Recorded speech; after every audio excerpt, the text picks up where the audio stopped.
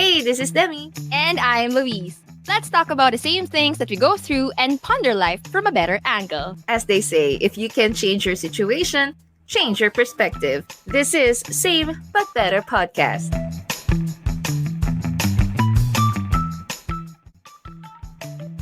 Imagine dati, nagkakahalubilo pa yung guys and girls, di ba? So, alam mo na yung patutunguhan ng pag-uusapan natin. Guys and girls na naman. Miss Nemi, ba't di na kayo tumigil? Wait lang, kasi medyo magkakaduktong to no? Anyway, I mean, before, may avenue to know each other. Even in a friendship setting, di naman laging romantic. Parang you could get to know another person deeper, diba? Yung level na from friendship, pwede pang mag-grow.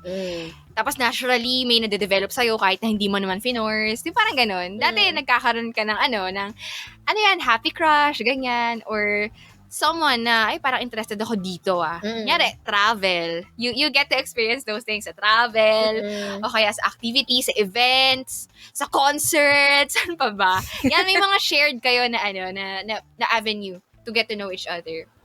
Even sa work, diba? Pero ngayon, dahil pandemic, we get less time or no time sa pag-socialize, especially with the opposite sex. May na-attendan akong online talk nung February pa to. Tapos, about being single in a time of isolation, like right now. And I like that it's in a biblical perspective. Parang andun ka nun, if I remember, yung we're closed. Sorry, we're closed. Oo. Nandun ako. Ang ingay niya sa chat eh.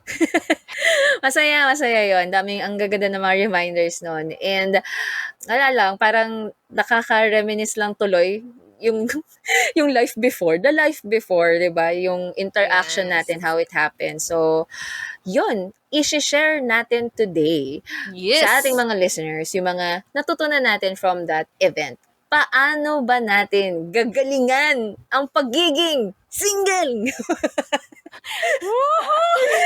Ayan na nga.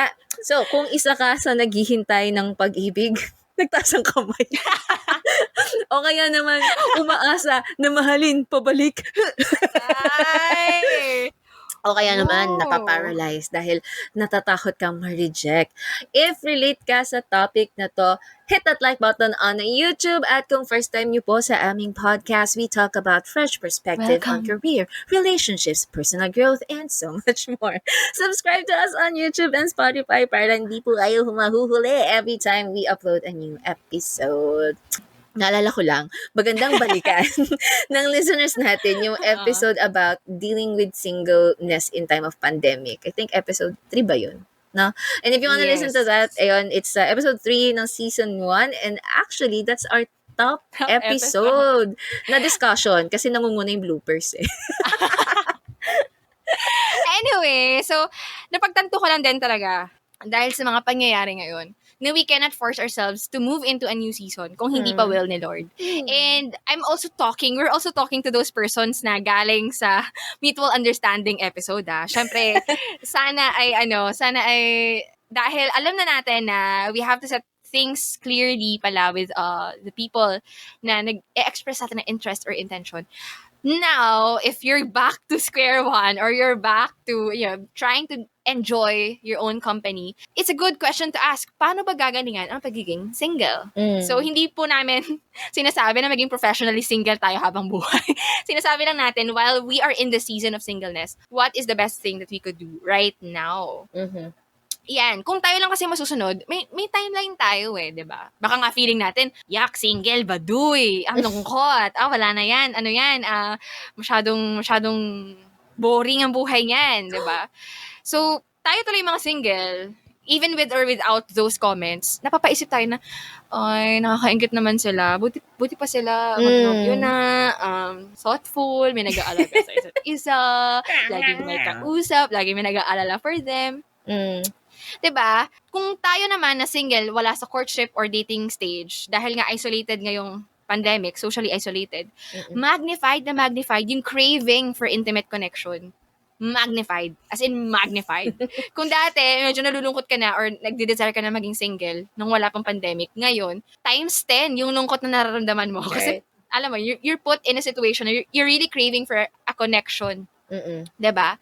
Na parang may kulang sa buhay ko. Ang lungkot kasi walang partner wala akong masabihan na good morning or how my day went. Wala akong masabihan ng deepest thoughts, your biggest fears, 'di ba? Your dreams na hindi ka naman masyadong nagsasabi sa ibang tao. These are Mm. private things about you na gusto mo sanang i-share to someone. Pero wala. No one is there to receive your affection. So, sa nasabi natin kanina event, I like what Pastor Andrew said there. Sabi niya, don't try to fill that void with any other person because only the love of God can do that. So for others, this sounds corny. Oh. We know, romantic na nga yung problema, spiritual pa rin yung response nitong podcast na to. Ay, So, sensya na po. sensya na po. Pero sana hear us out. Kasi in all things, truth talaga yun na we oftentimes ignore. Yeah. Pastor Andrew quoted Tim Keller, Mm. if you try to fill that void with a romantic partner, you will crush that person with the weight of your expectation, and that person will crush you with the weight of their imperfections.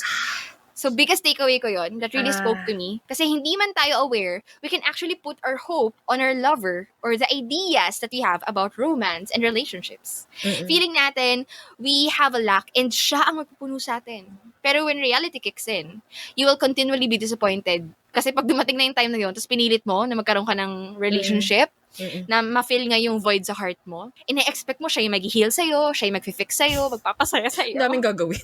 Oo, di ba? Pinilit mo na maging kayo, Mm-mm. kahit hindi pa will ni God. In time, that person will just break your heart.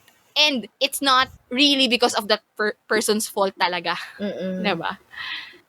Sorry, Wala ka bang masasabi dyan? Hindi. May mga moments na ganito napapaisip lang ako na, magnified yung desire natin ngayon. Dati, we have avenues where we are filled with love, not just cheesy or romantic love. Kasi we're out and socially interacting with people. Pwede tayong lumabas. Pero dahil ngayon nga na-cut yung mga opportunities na yon. Now, this is our battlefield. This is our challenge. So, yon. And yes, siya parang we mentioned this in the previous episode sa mga ka-MU. Ayan, na it's all kilig and happiness in the beginning, pero later on, magmamanifest talaga lahat, di ba? And you'll start to demand the expectations. Tas tulad ng sinabi nga ni Tim Keller, you will just hurt one another and then realize, we have to end this na. Diba? May mga iba kumakapit pa rin no? Siya na lang yung kapit na kapit. Pero friends, tama na. Kasi nga, it's not Napagod. God's will eh. Pag hindi will ni God, kahit gano'n mo katagal i-keep yan, you'll lose it. You will lose it. So, today we are so consumed with the idea of entering a relationship. Yung iba nga hobby na lang. Sorry mga Grabe. friends, diba? Pero, diba? And we get that, diba? Hindi po kami immune dyan. Nararamdaman din po namin yan.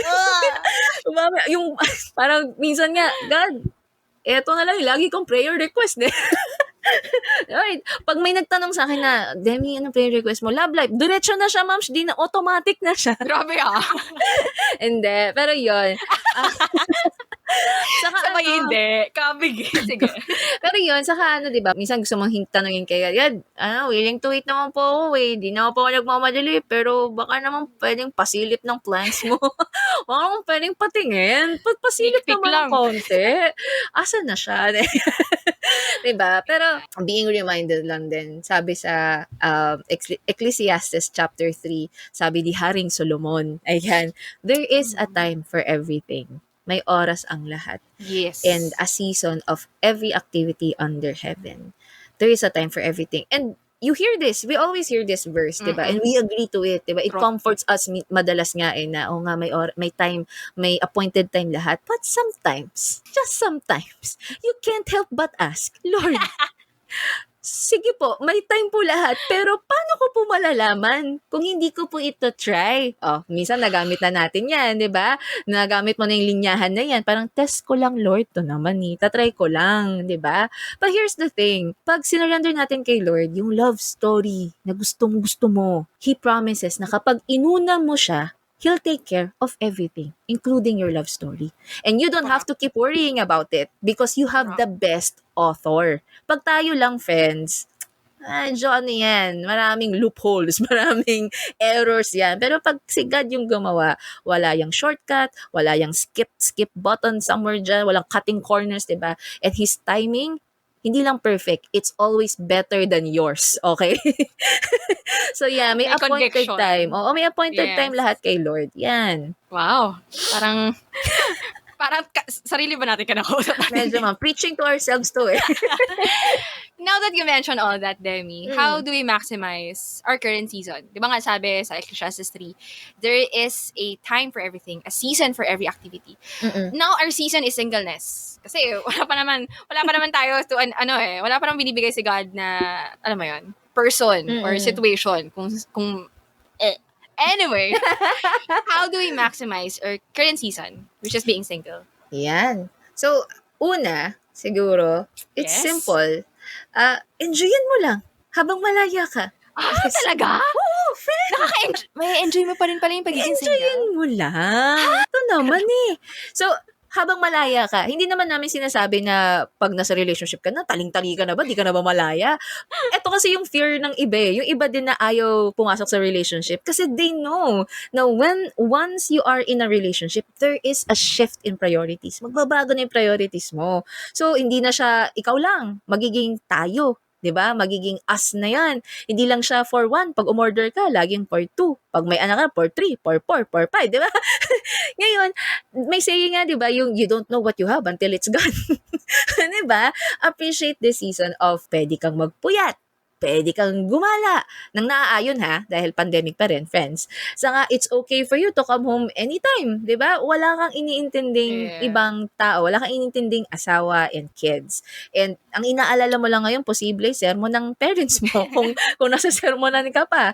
Saka hindi mo kailangan gumising ng maaga para magluto ng breakfast, lunch, merienda, dinner, at maglinis ka ng bahay. Wala kang kailangang problemahin na ganyan. Yung weekends mo, pwede kang mag-binge watch. Wala kang responsibility. Pwede kang di maglinis ng bahay, pwede kang hindi maligo, pero maligo ka kasi Dugyot init ngayon. Okay lang yan. Kasi habang wala pang nakaasa sa'yo in your role, in your future role as a wife or as a husband or as a mother or father, or even baka sabihin nyo, kalma lang, Demi, Louise, asawa agad. Kahit boyfriend or girlfriend, Hindi boyfriend, girlfriend. meron ka pa ring responsibilidad dyan, friend. Diba? Kasi dun din naman kayo papunta. So, enjoy this season to the full. Kasi you would want to enter the next season nang walang regrets. Sana, you can enjoy as well. Yung may enjoy mo, yung married season, na wala kang hang-ups from the things na hindi mo nagawa nung single at malaya ka. Ayop, hindi dumating yung point na married ka na, tapos may nakikita kang mga single people, tapos sasabihin mo sa sarili mo, sayang, kakaingit naman, di ko nagawa yan nung single ako. So, single friends, eto lang, simple lang naman eh, di ba? Pero kung iisipin mo, ito din yung mga bagay na namimiss ng mga couples, ng mga married people na. So, while we have this, instead na mag-spend tayo ng time of matching ourselves sa mga kung ano-ano, di ba? Enjoy the freedom for your good. And dadating din yung time, mawawalan ka din ng time. Nasa'yo lang. So, habang sa'yo pa yung oras mo, friends, go, enjoyin nyo lang. Tama, make all things count. Dami mong pwedeng gawin para kilalanin pa yung sarili mo. Diba? Yeah. Hindi yung yung pag nag-commit ka na, bigla kang manghihinayang kasi ang dami mong hindi nagawa nung single ka. Baka ibuntong mo pa yun sa family mo. Kasi dumating kaya, ang aga-aga kong nagbuntis. Alam mo yun, parang hindi ka pa pala ready and those happen. Sa kanila mo na bibigay yung sama ng loob, yung regrets. So, make yourself enjoy who you are, being with yourself. So, baka yung iba sawan-sawa na kasama sarili nila, Jowang-jowa na kasi talaga. Parang, matanda na ako, Louise at Demi. Alam ko na kung paano enjoy yung sarili ko. Now, what happens next? Okay, nagawa ko na yung first point nyo. What next? So, siguro to add to that, first point is to consider all these benefits that you have. Second point is to take this season as an opportunity to focus on God alone. Kasi tama si Paul eh. Nung sinabi nga sa 1 Corinthians 7 na yung mga unmarried, they have undivided devotion to the Lord. Lahat ng affection natin, we can pour it out to God, to please God. Pero kapag married ka na, mahati yung attention mo eh. In pleasing God and also pleasing your partner, your family. Serving God and also serving your husband, your kids, diba? Imagine sa oras pa lang, dating single ka, wala kang masyadong care. Sa mga nangyari kanina, wala kang masyadong care kung anong gagawin mo sa buong araw mo. Kasi sarili mo lang intindihin mo. Pero with a partner and a kids, it's it's a whole new responsibility na Yeah. hindi pwedeng, dahil gusto mo lang magkaroon ng jowa, jump ka na lang doon kahit di ka pa ready. Diba? You don't just decide that overnight. Dahil, gusto ko na magka-jowa. No, not just because you're lonely, not just because you feel like there's a lack, but make sure that papasok ka sa relationship na yun because you're already good with your singleness. You're ready to pour out your love to another level, diba? So, hindi lang dahil trip-trip, dahil malungkot kasi nung quarantine, yan tuloy, nagpamilya na ako. No. So, this is the time to serve God and focus on God. Sa relationship, hindi lang puro kilig at love at romance. You also have to have discipline, commitment, devotion to that partner. And right now, are you giving that to the Lord? Ngayong single ka pa lang. Kasi you have to understand na si God, gusto kanya rin malaman ng buo, makita ng buo, mahalin ng buo. And kung ngayon na single ka, hindi mo yun mabigay sa kanya. Do you think he would allow other things to distract you from giving your all to him? So, syempre hindi. Gusto niya muna kayong magkaroon ng good moments together. Diba? So, this doesn't mean that being in a relationship is a sin. Hindi. But this just tells us na ang dami nating mabubuhos na love and service for God as a single person. So, mali, if sabi natin kanina, wala akong mapagbuhusan ng lahat ng love. You know what? Go to God. Direct all that to God. And maximize the time and resources that you have habang single ka. Mag-volunteer ka sa service sa church nyo. Diba? Lahat ng love mo, i-focus mo sa congregation, i-focus mo sa serving other people, being selfless, invest time in reaching out to advance the gospel, to do charity works. Ang dami pwede mong pagkaabalahan. Join fellowships. Hindi ka mauubusan ng mapagbibigyan ng pagmamahal. Kasi sa paligid mo pa lang, tingin ka lang, diba? So many people are actually asking for your love. But you just want it ibang form. Ay, gusto ko romantic love lang. Eh, paano ibibigay ni God? Diba? Saka mas genuine pa yung, ang lakas bigla. Saka mas genuine pa yung yung ganong love. Siguro parang finding your ministry, diba? Where you will really flourish. Parang ay, di ko alam may mga friends ako this year na nag-start yung taon nila na single, meaning they broke off or they nag-broke up. Ano yun? Nag-break up sila ng mga previous relationships nila last year. And hindi ko sure kung theme siya ng 2021, pero it's such a joy to see them na nagpa-flourish sa relationship nila kay Lord. Na yung heartbreaks nila nagagamit din to actually help others, 'di ba? Ang galing nga eh, 'di ba na when you choose God, He doesn't just heal you, He heals others through you. Iba. So, yung isang struggle din kasi natin as singles is maintaining the purity of our mind, the body, and the heart. Ayan na. Yes. Purity. Baka sabihin nyo, ano ba naman yan? Huli-huli. Let us explain. So, syempre, ang daming nanonormalize ngayon. 'Di ba? Sa Netflix, mapapanood mo sa Wattpad, sa mga nababasa mo lahat, online. Sobrang bilis lang ma-steer ng sexual temptations natin. Temptations. And the call of the flesh is there. And you cannot really maximize and enjoy your season kung yung laman ng isip mo, puro ganun na lang. Puro yun na lang. Di ba? May kasabihan, di ba, na what consumes your mind controls your life.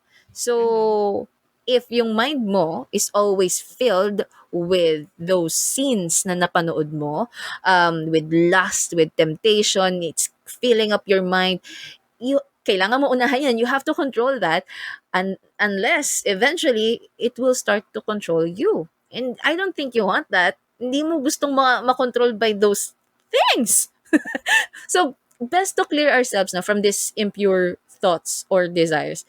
And siguro baka isipin nyo or baka sabihin nyo, hindi naman ako ganyan. Hindi ako nanonood ng mga ganyan. Ako pa. Diba? Okay. Pero hindi lang naman purity doon. Hindi lang purity about the sexual urges or temptations, but there is also purity in our relationships. Yan. Have you ever done this? Yung may friend ka, tapos nice siya sa'yo. Cute din siya. Tapos dahil G ka magka-love life, feeling mo may something na. Sa lahat na ng kilos ni friend, may meaning sa'yo. Yeah. Kinikilig-kilig ka na dyan kahit wala naman kayo. Ganyan.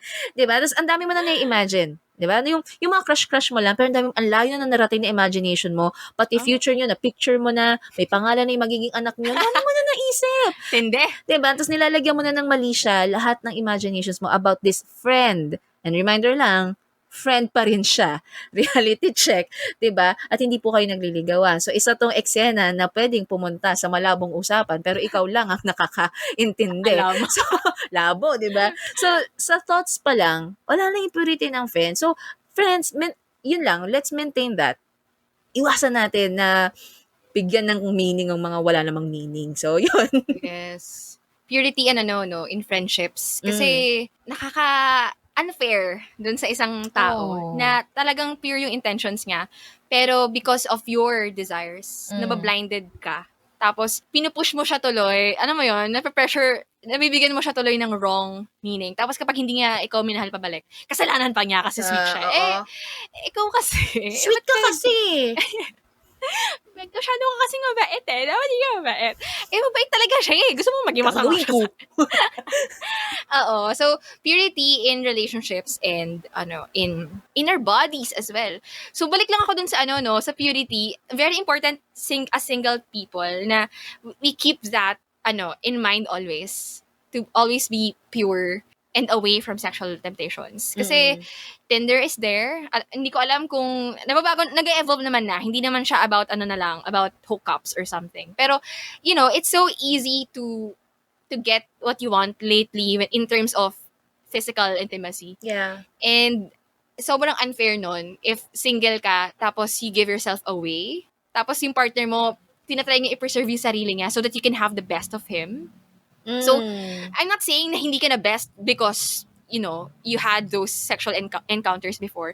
But what I'm saying is, hindi ba mas better that you're actually preserving this part of you na intimate that you want, may isang tao lang yung nakakaalam nun, ng you, alam mo yun, parang sobrang unfair to treat your body in that way. And I know culture today will counter us in terms of this. So what are you saying? Napaka-righteous nyo. So, hindi naman, if that's something that God is still dealing with you, walang kulang sa'yo. Diba? Walang kulang sa'yo.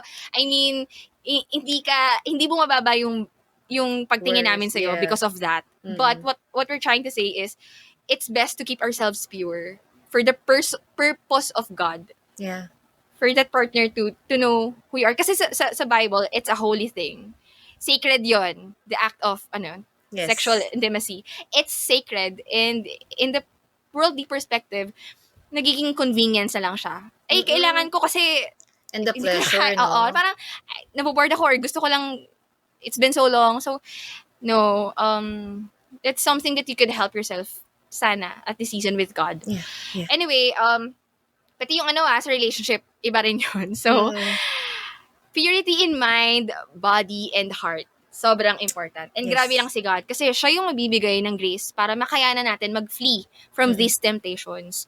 So, hindi lang to tungkol sa abstaining. Yeah. Abstaining sa panonood ng porn or pagbabasa ng mga materials or whatnot. Pero even our thoughts, pwede tayo maging impure just by Yes. having these wild imaginations in our head. Tuloy na sinabi mo kanina, nabibigyan mo na siya ng meaning. Tapos sa isip mo, iba-iba na yung scenarios, hindi lang future eh.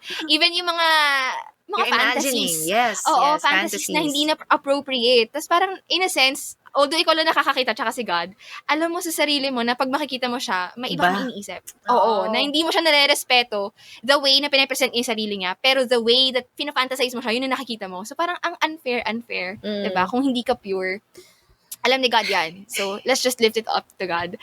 And, what else? What else, Louise? Fourth point. Climate change. Na joke lang. Ang init. Fourth point is, while you're still single, wait for your next season actively. Hindi po passively.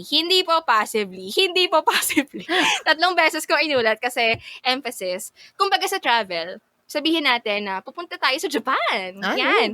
Hindi ka mag-aayos ng luggage mo on the day of your flight, di ba? Hindi pwede. Hindi pwede. Kaya Monday na yung flight mo. Ay, Monday na. Sige, ngayon pa lang. Hindi ka pa lang dun mag-aayos. Mag-aayos ka pwedeng a week before or a month before. Nagbabasa ka na ng mga places to go to. Oo, nagbabasa ka na ng Nihongo Dictionary or what, Mm. 'di ba? Nagpe-prepare ka. Bakit?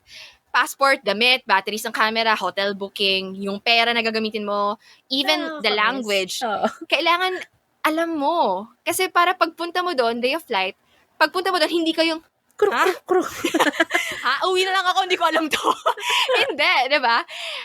So, may iwan ka ng aeroplano, kakahintay mo dyan, tapos wala ka namang, dahil wala kang prep, iwan ka ng aeroplano, hindi mo alam, flight, dahil Nihongo yung pag-i-speak doon sa airport, diba? Iba na pala yung sinasabi, naiwan ka na, kasi hindi ka prepared. So, tayo, even in a single season, the same with us. Hindi sa atin ibibigay ni God yung gift of relationship if nakita niya na we are not preparing or we are not ready for it. Alam natin, hindi natin mamamadali yung timing ni Lord. But, while the season is not yet there, we could use this time to what? To prepare. To be better versions of ourselves. Yung tipong nag-wait ka, pero sa pag-wait mo, nakapag-impake ka, diba? Nakapag-ayos ka na ng OOTD mo, diba? Alam mo na, ay, bet ko to. Ito yung mga poses ko, prepared ako. Yun, alam mo na. Para pag dumating yung flight, hindi yung, ay, saan nga ba yung magandang posing spot dito dito nga sa place na to. Ay, ano nga ba yung masarap kainin? Hindi ko alam. Hindi mo rin na-enjoy yung pagpunta mo sa next season kasi masyado kang shock. Masyado kang, What is this? Nasashock ka. Oo. So, kung gusto mo talagang ma-enjoy yung next season, ngayon pa lang, as early as now, while you're still single, prepare for it. Diba? Prepare for it. Yung para hindi ka makalat, hindi ka nabibigla, bit-bit mo na lahat ng kailangan mo. Hindi yung, oh my gosh, balik tayo sa Pilipinas, nakalimutan ko yung, ay, balik tayo sa bahay, nasa airport ka na, balik tayo sa bahay, nakalimutan ko yung passport, nakalimutan ko, ay, wala na. Nakapangasawa na ng ibang tao. Move on. May iba na napangasawa yung tao. Kasi Antay ka ulit. hindi ka ready. Oo, hindi ka naman ready for that season pa. So, Kainis. nakakatawa, pero totoo yan Okay, ang tawag mo dito, ano yung sasabihin ko? Yung parang as we prepare, one of the, I know na yung iba sa atin, hindi naman nagluluto, pero as we prepare, Ay, sabi na nagre-react ka na. As we prepare, di ba? May mga bagay tayong kailangan ma-master tulad ng adobo. Adobong maalat o matabang? You pick. Mamili ka. Yun lang yung choices mo. Anyway, natatawa ako kasi parang minamadali mo si Lord minsan tapos hindi ka naman pala handa. Gusto mo yearn. Naalala ko si Mama one time. Yabang-yabang mo dyan. Naalala ko si Mama one time. Tinawagan ako. Nasa baba lang siya. Dito ako sa second floor. Tinawagan pa ako. Video call. Sabi niya, bilisan mo, bababa ka na, alis na tayo. Di ako, dito na, bababa na. Pagbaba ako, sabi ng nanay ko, wait lang, magbibihis lang ako. Ano yun? Teka, ano yun? Ano nangyari? Parang, bastos din yung nanay ko. Diba? Nakakatawa lang kasi parang na-realize ko lang din na madaling-madali kami sa relationship pero parang tulad nun, Di ka pagdating pala mo doon, ready for joke your lang, relationship. wait lang. Di ba wala ako ready for this? Anyway. Good illustration then. Seasons will change. Parang kanta yan, di ba? Seasons will change. Okay. Diba? Pero, ayun, as we experience different seasons, lahat tayo, we're called to serve and love God in every season. So, sana lang din yung mga friends natin na single at sobrang relate sa topic natin. Sana alam nila na hindi nagsisimula ang totoong buhay sa kasal. Pag married ka na, girl, you're living right now. Diba? Yung identity and purpose mo, hindi nakasalalay sa relationship status mo. Madibdiban yun. Ayan, so guys and girls, kung dito pa rin tayo nilalagay ni God sa season na to, edi, wag na tayong dyan, tamad-tamaran. Galingan na natin, bibuhan na natin. Lord, galing-galing ko mag-asing. Lord, ano mo? Pwede na ba? Ready na ako. Ready na ako, Lord. Bigay mo na. At saka actually, napansin ko, etong yung mga naririnig kong testimony, na-receive nila yung next season, kung kailan sila hindi atat na atat mag-move forward sa next season. Yung parang kalma lang sila. So, it's a good practice to also ask God, Lord, what is my season right now? Right.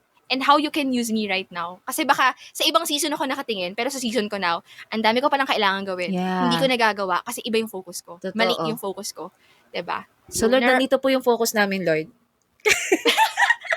Para lang dito dapat yung direction, nandito tayo. Ayan na Diba? nga. So yung iba, ginagalingan kasi natatakot sila. So, reminder lang naman yan. Ayan. Eto, Luis, may nag-iwan ng tanong pala Oh, from the previous previous episode. episode. Ang tanong ay, paano ba mag-move on kung hanggang Oh my MU gosh. lang at never naging kayo?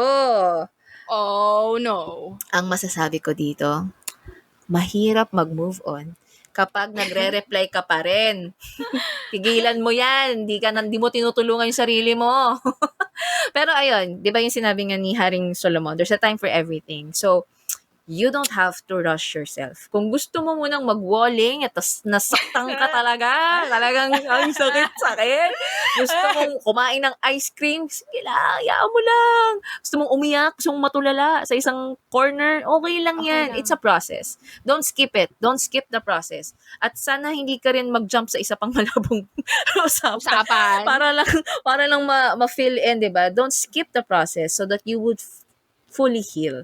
Saka, yung practical step, ayan, stop replying kung doable. Baka nasa work, di mo may iwasan talaga, di ba?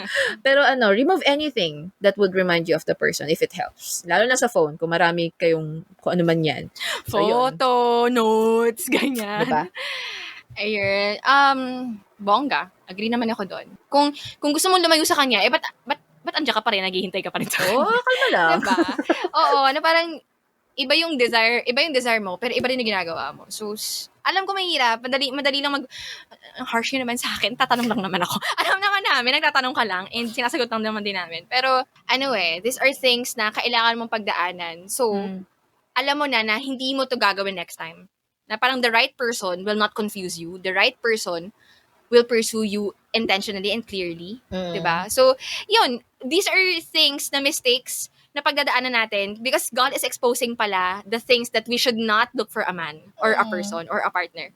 And you can use that as a stepping stone. Parang, okay, after that, I'm gonna be better. Yeah. So, I know what to look for in the next man that I will love. Ayan. And, siguro, ang masasabi ko na lang, go back to God pa rin eh. Kasi, mag-move on ka ngayon, pero ibig sabihin, nasa season ka pa rin ng singleness. And kailangan mo pa rin galingan yung pagiging single mo. Kasi, with all these things, yung efforts natin, yung nag-i-initiate tayo na magkaroon ng connection with a person na hindi pa naman pala, malalaman mo naman kapag go na si God dyan sa season na yan eh. Yung parang may close siyang doors, may ino-open siyang doors, mayroong situation na, ba't andito to? Ba't andito ka? Tapos parang okay kayo. Malalaman mo naman yan, hindi ka maiko-confuse ni God eh. Yeah. Pero kung wala pa, wag mo munang lagyan ng mali siya yung mga bagay na hindi pa naman galing kay God. Sure. Ayan, so balik ka pa rin sa Kanya. We learn through them. Thank God pa rin. Kasi sinave ka niya from a wrong relationship or from a potential major heartbreak. Yeah. Diba? This pain, see it as God's way of blessing you. It's God's rejection is actually a redirection to the right path. So, wow, thank God. Kasi hindi ka too deep na nandyan na to the point na, wala, nagpakasal na kami, may anak na kami, hindi ko na siya pwedeng, ito na yung decision ko. Buti pa nga early stage pa lang ng hurt ka tinatanggal ni God eh. Kaysa wasak na wasak ka dyan, diba? So, I think applicable yung mga points natin. Enjoy your season. Devote yourself to God. Invest in purity. And wait actively. Topic kaya natin yun. Parang daming nabobroken hearted sa mga, mga MU. Torn ako. Itatopic ba natin? Na-torn ako bigla. Itatopic ba natin? Pag-isipan natin kung itatopic natin sa next. Kapag may mga nag-message pa sa atin. Mag-message kayo, guys. Diba? Moving on from a malabong usapan. Pero, bet na bet yan. So, alam niyo na ang mga abangan niyo sa ating mga susunod na episodes, friends. Yeah. So, kung biktima po kayo ng mutual understanding, especially ngayong pandemic season, submit to us your struggles and questions if you have any. Pero yan, share nyo lang yan, tanong nyo lang yan sa bit.ly/SBV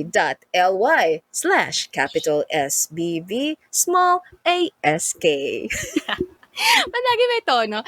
Pero yun, hindi lang tanong about mutual understanding, pwede ring other things like singleness or faith or what else you've got there. Yeah. Go lang, ask lang kayo, and that will be submitted to us anonymously.